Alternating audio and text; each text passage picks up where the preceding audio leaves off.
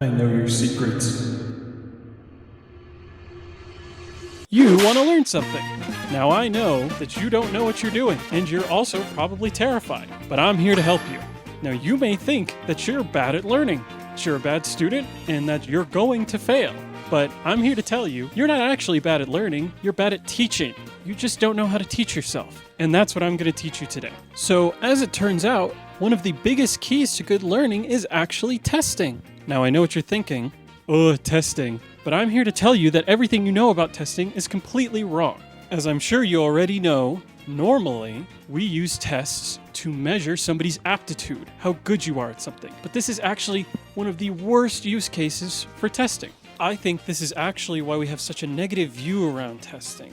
Because when we think about tests, we think about short-term memory. This is why there's so many memes about cramming, right? The night before a test, we jam all the information into our brains in the hopes that we remember enough of it that we can succeed on the test the next day. And it works. The problem is that we don't learn anything after that. When you cram for a test, how much of that information do you actually retain the day after? Almost none of it. And this is why, instead of just using tests to measure our aptitude, we should use them consistently throughout the learning process. It helps us know what we don't know, what we need to know. And when you think about it, when we apply knowledge in the real world, it's almost always some kind of test. Whether we're just talking to somebody, whether we're playing a video game and we need to make the right decision, playing music well, shooting a three-pointer in basketball, recognizing baseball pitches.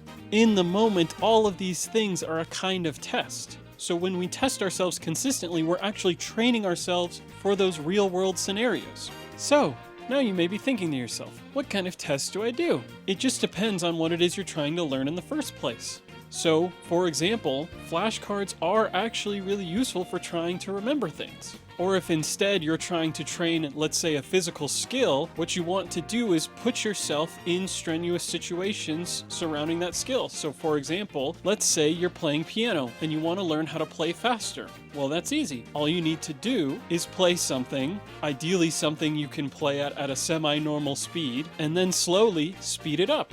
You will fail, but that's the point. The point is to push yourself to a point where you have to learn new things in order to get better. Now, the key thing about testing is you need to challenge yourself. Not so much that you're destined to fail, but you do need to find new and interesting ways to push yourself. And if you can do that, you'll learn faster and better than you ever have before. Leave any questions in the comments.